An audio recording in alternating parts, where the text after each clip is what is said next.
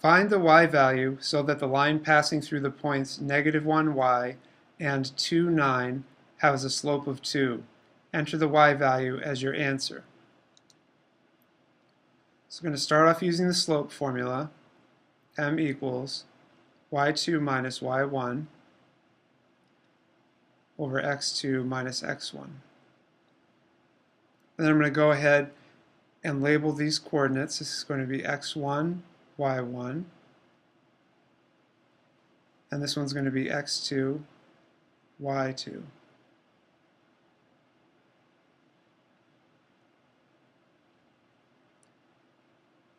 x2, y2. Okay, so now a substitution step. This is really the same type of problem as the last ones, but you just have a slightly different twist on it. Well, the slope is 2, so you can put that in for an m. And then the y2, that's a 9. And then the y1 is a y, so I'm going to put minus y. And then x2 is given as 2. And then x1 is -1, so minus, and then in parentheses, -1. Now I'm going to simplify. 2 equals 9 minus y can't be simplified yet, but this 2 minus -1, that's 3. It's 2 plus 1. Okay, now the next step is you need to get rid of this 3 in the denominator. And there's a real simple trick for doing that. You probably solved proportions at some point where you cross multiply. 2 over 1 is the same as 2. So what you can do is you can just cross multiply right here.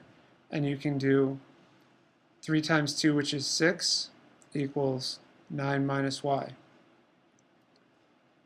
Then it's easy to finish solving. Subtract the 9 from both sides.